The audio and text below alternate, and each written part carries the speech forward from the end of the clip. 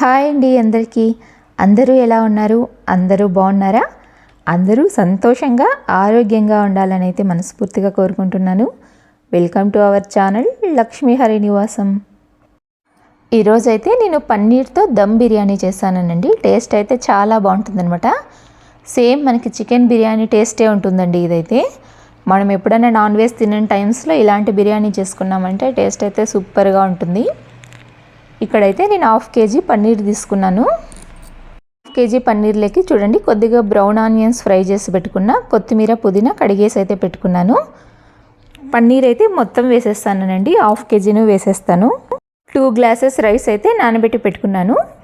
2 గ్లాసెస్లో 1 glass వచ్చి normal బియ్యం అండి, 1 గ్లాస్ వచ్చి బాస్మతి రైస్ అనమాట. నేనైతే ఎప్పుడు బిర్యానీ చేసుకున్నా 2 వేసి చేసుకుంటాను ఖచ్చితంగా. నాకు అలా అయితేనే టేస్ట్ నచ్చుతుందనమాట.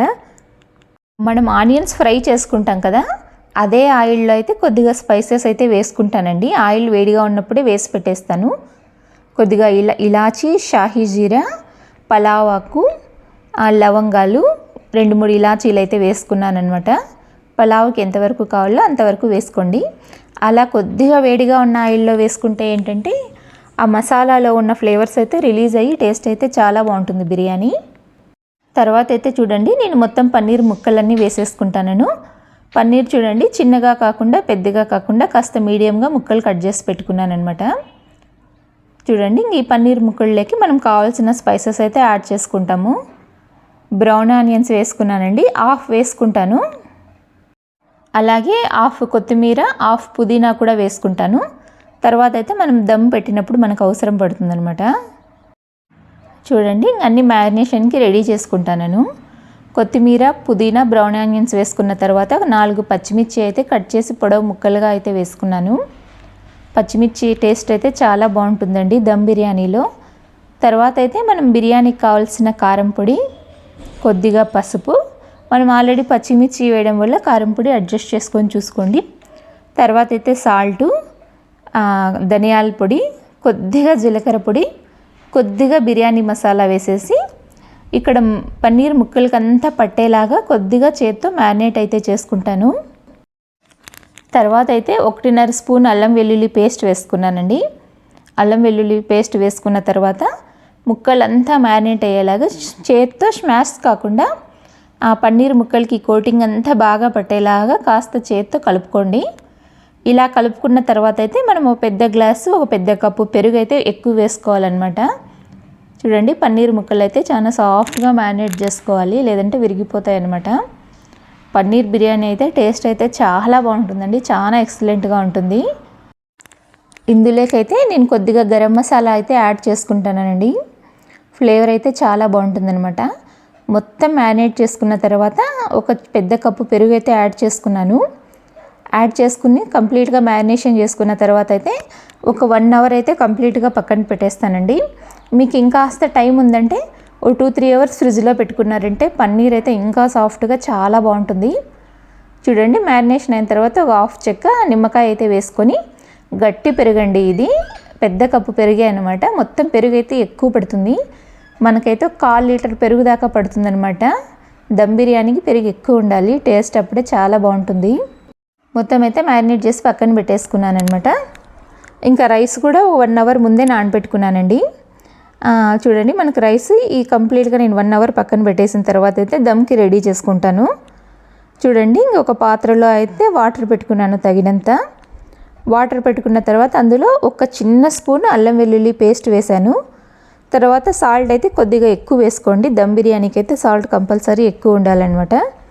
తర్వాత అయితే కొద్దిగా పుదీనా, కొత్తిమీర, స్పైసెస్ అండి, షాహీ జీరా, ఇలాచీ, మనకు నచ్చిన స్పైసెస్ అయితే కొన్ని వాటర్లో యాడ్ చేసుకోండి, ఆ ఫ్లేవర్స్ అయితే రిలీజ్ అవుతుంది.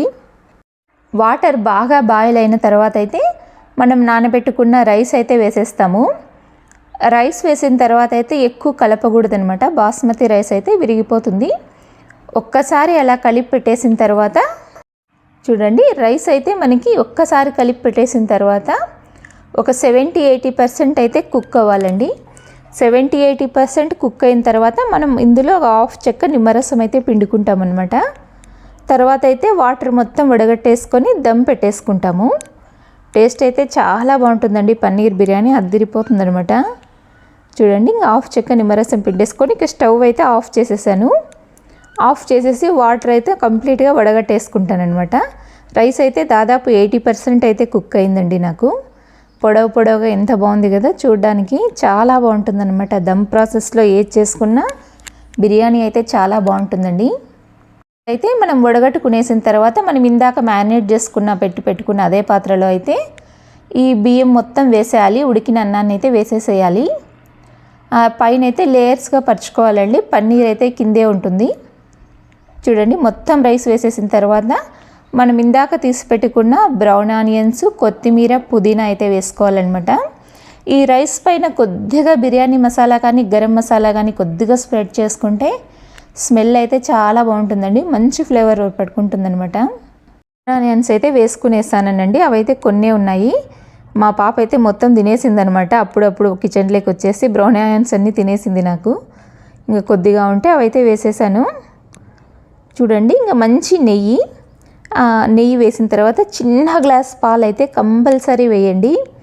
పాలు వేస్తే ఏంటంటే ఆ రైస్ అనేది విరిగిపోకుండా అలాగే ముక్కగా ఉంటుందన్నమాట. పొడిలాడుతూ ఉంటుందండి రైస్ అయితే. చూడండి చిన్న గ్లాసుడు పాలు అయితే అక్కడ వేసుకున్నాను. పాలు అయితే వేసేసిన తర్వాత మనం ఒక ప్లేట్ పెట్టేసి కావాలంటే మనం గోధుమ పిండితో దమ్ పెట్టేయచ్చు. నేనైతే సామాన్యంగా గోధుమ పిండితో దమ్ పెట్టానండి. దాని మీద ఒక వెయిట్ అనేది పెట్టేస్తాను. ఒక గిన్నెలో దంచుకునే రాయి ఉంటుంది కదా, రాయి వేసి దాని మీద వెయిట్ పెట్టేస్తే ఆ గాలి అనేది బయటికి పోకుండా మనకి బిర్యానీ బాగా దమ్ అవుతుందన్నమాట. టేస్టీగా అయితే పన్నీర్ దమ్ బిర్యానీ రెడీ అయిపోయిందండి. టేస్ట్ అయితే చాలా బాగా వచ్చింది. నా వీడియోస్ కింద మీకు నచ్చితే లైక్ చేయండి, షేర్ చేయండి, కామెంట్ చేయండి, ఛానల్ సబ్స్క్రైబ్ చేసుకోండి.